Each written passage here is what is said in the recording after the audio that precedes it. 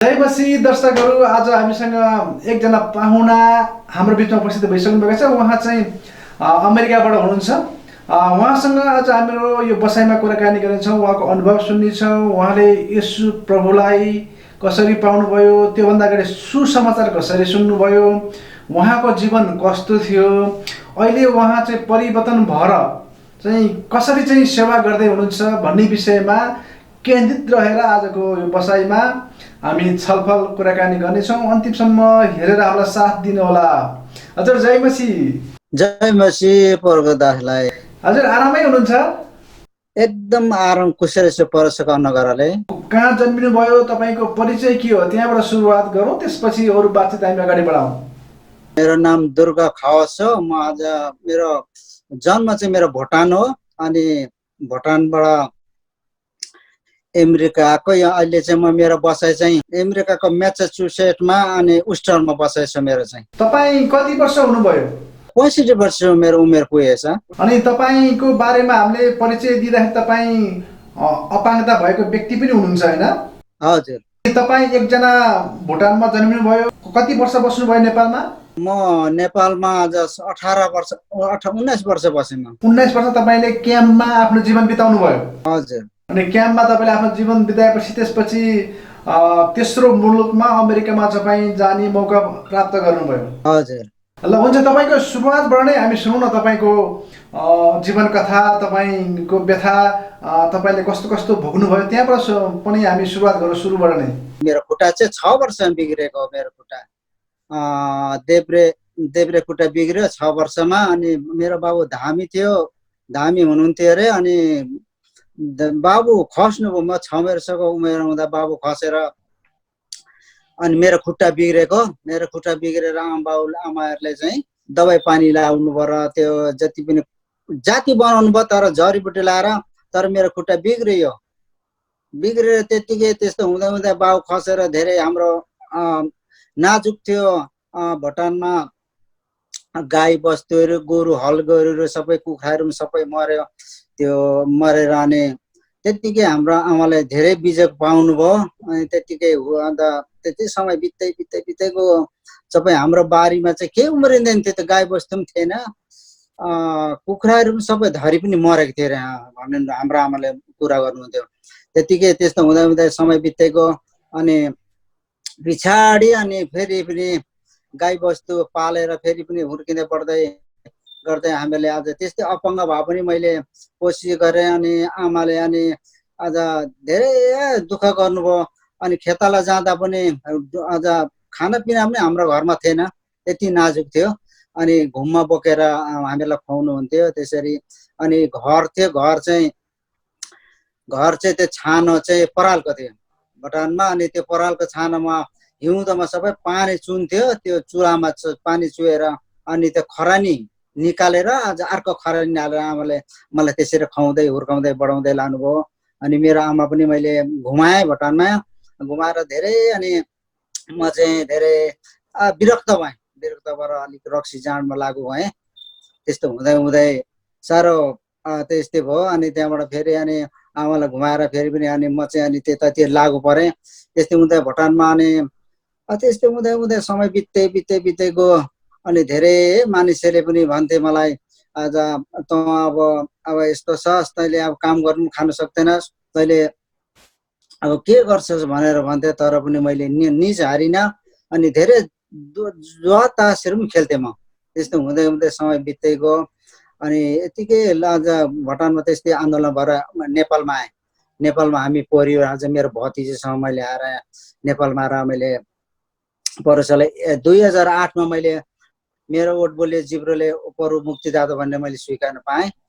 अनि त्यतिकै आज त्यतिकै हुँदै हुँदै आज 1 वर्ष बसेँ। अनि 2009मा चाहिँ म आज अमेरिका आएँ। अमेरिका आएर विश्वास गरेको थिएँ, तर आज काँचा थिएँ, त्यति विश्वासमा दरिलो थिएन। अब विश्वास त गरेँ गर्नु त। अनि कसैले सुसन्देश सुनाए मलाई, मेरो भाउजूलाई म धेरै धन्यवाद दिन्छु। अनि उहाँले कसैले मेरो अगाडि पछाडि मेरो सुसन्देश सुनाएको थियो र मैले विश्वास गर्न पाएँ परसलाई। अनि त्यसरी विश्वास गर्दाखेरि अनि आएँ यहाँ अमेरिका आएर पनि अनि भएन। अनि म धेरै टाढामा परसम्म यहाँ सङ्गति भेटिने मैले। अनि धेरै खाइपी थियो, धेरै नाजुक थियो, परसलाई टाढा टाढा बनाएर। अनि फेरि पनि अनि कसैले पनि भनेन, केही पनि भनेन भन्नुहोस्। अब आज विश्वास त गरिस्, सङ्गति भेटेन मैले। अनि एउटा हाम्रो पास्टर बाबु हुनुहुन्थ्यो लोहेलमा, उहाँले कोही बेला सङ्गति दिनुहुन्थ्यो आएर उहाँबाट 1 घन्टा 2 घन्टाको बाटो हिँडेर। तर पनि भएन त्यो सङ्गतिले पनि। मानिस आज आफैले अब त्यो परस जग्गामा आएर धेरै पैमा म हिँड्दै गएँ, त्यसरी बिग्रेर। अनि फेरि पनि 3 वर्ष जस्तो चाहिँ म टाढा भएँ परसमा। तर मलाई कसैले पनि फेरि पनि त्यहाँनिर नखा पनि भनेर, कसैले यस्तो तैँले रक्सी जान नखा, परसले विश्वास गरेछस् भनेर भनेन पनि आफैलाई भित्र आवाज आयो मेरो एउटा, यो मैले खानु हुँदैन रहेछ, यहाँबाट म अलग्गै बस्नुपर्छ भनेर मैले आज भने आफैले भित्रबाट एउटा आवाज आयो। त्यहाँबाट मैले एकै दिन कुन दिन हो त्यो थाहा भएन, छट्टै छोडेँ त्यहाँबाट छोडेर।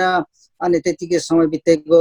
अनि पहिले सरी अलिकति म उता जानु पर्यो, फेरि म 4 पल्ट हिँड्थेँ।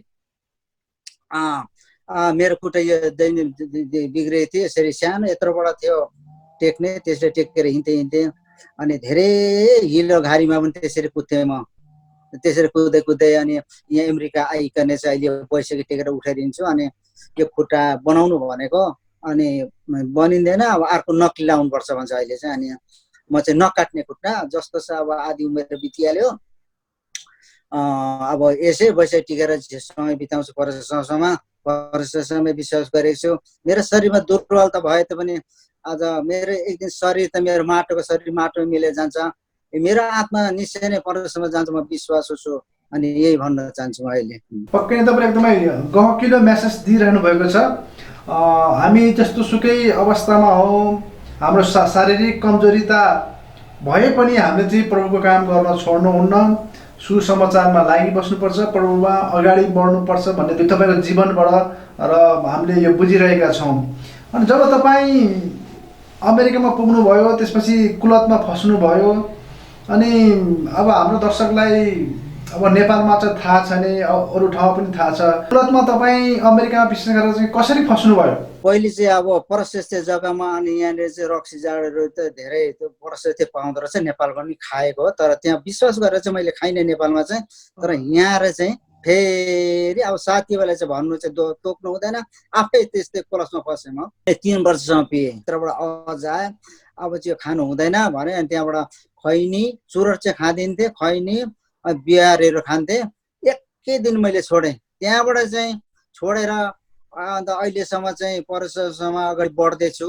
प्रार्थनामा यसरी बाइबल पढ्नुमा धेरै उच्चमा बनाइरहेको छ परसलाई। जुमहरू पनि यहाँनिर अमेरिकामा धेरै जुमहरू छन्, हाम्रो दासहरूले जुमहरू यहाँनिर परसले दिनुभएको छ, दासहरूले। अनि यो हामी जोन पास्टर भन्ने टेक्सासमा हुनुहुन्छ, उहाँसँग हामी सङ्गति गर्छु बिहान बिहान चाहिँ। रक्सी खाने, खैनी खाने वा अरू विभिन्न कुराको प्रकारको चाहिँ तपाईँलाई यो रुपियाँ पैसा त कसरी प्राप्त गर्नुहुन्थ्यो? यहाँ चाहिँ अब संस्थाले हामीहरूलाई यहाँ अमेरिकामा चाहिँ डिसेबलहरूलाई अन्त वृद्धहरूलाई चाहिँ भत्ताहरू दिनुहुन्छ संस्थाले। भत्ताबाट आएको पैसाले तपाईँले प्रयोग गर्नुहुन्थ्यो?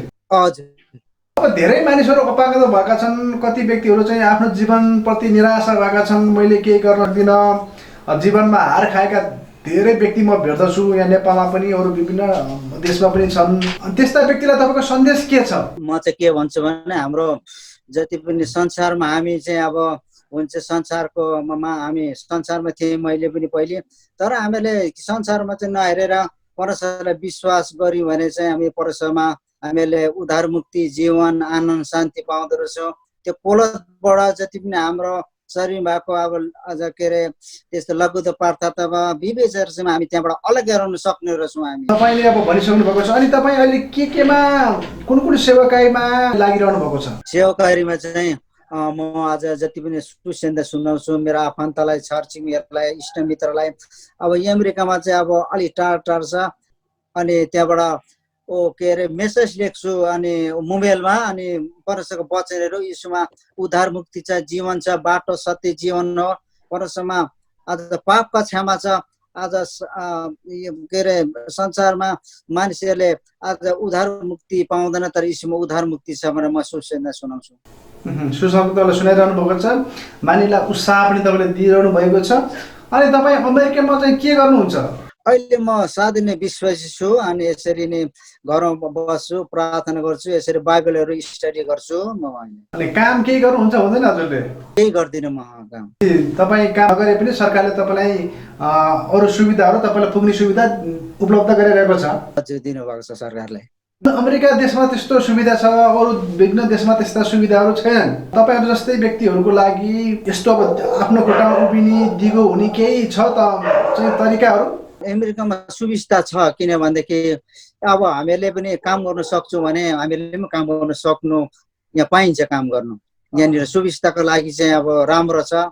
अनि चर्चहरू पनि छ, वृद्धि छ, नेपालीले धेरै प्रगति गरेछन् अमेरिकामा, नेपालबाट आएर धेरै यहाँनिर अमेरिकामा चर्चहरू छन्। अनि अहिले यो जुन चाहिँ लकडाउनमा अहिले फेलोसिपहरू धेरै जुमहरू जोडेको छ, मानिसहरू धेरै आशी भइरहेको छौँ हामी। पहिले चाहिँ अब त्यति साह्रो थिएन, अहिले चाहिँ त्यो लकडाउनले गर्दाखेरि धेरै हामी जोडिनु पाएको छौँ, हामी धेरै आशी भइरहेको छौँ। धेरै व्यक्तिहरूसँग तपाईँहरू यो सामाजिक सञ्जालमा जुमको तर्फबाट, फेसबुकको तर्फबाट विभिन्न व्यक्तिसँग तपाईँहरू जोडिरहनु भएको छ, त्यसले चाहिँ आत्मिक रूपमा चाहिँ फाइदा दिइरहेको छ होइन?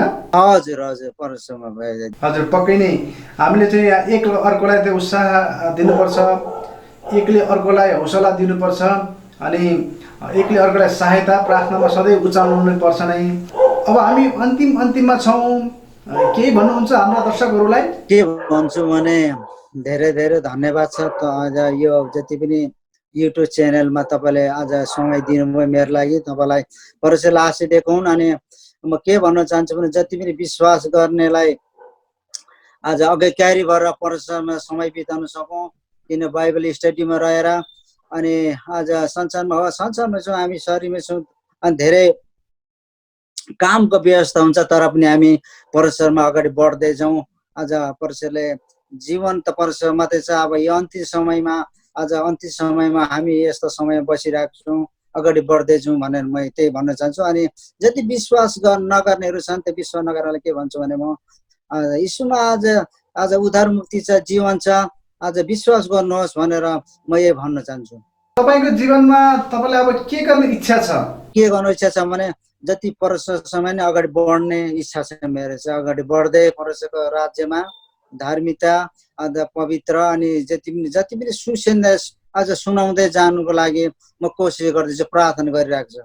पक्कै नै तपाईँलाई शुभकामना छ, तपाईँ अझै परमेश्वरमा बढ्दै जानुहोस् अनि धेरैलाई उत्साहको प्रेरणाको स्रोत बन्नुहोस्। हाम्रो प्रार्थना साथसाथै तपाईँलाई शुभकामना छ। तपाईँले आफ्नो बहुमूल्य समय दिनुभयो अनि बहुमूल्य विचार व्यक्त गर्नुभयो, यसको लागि तपाईँलाई धेरै धेरै धन्यवाद छ। धन्यवाद छ सरलाई पनि, किनभने यस्तो समय दिनुभयो युट्युब च्यानलमा। जसले यो च्यानल हेर्नुहुन्छ सब्सक्राइब गरिदिनुहोस् अनि आशिष भएर तपाईँहरू पनि आज यसरी आज धेरै नेपालमा जहीँ पनि अब युट्युबहरूको च्यानल छ यहाँनिर जोडेर आज गवाईहरू बाँड्न सकुन् परमेश्वरको। हुन्छ, धन्यवाद। जय मसी। जय मसी।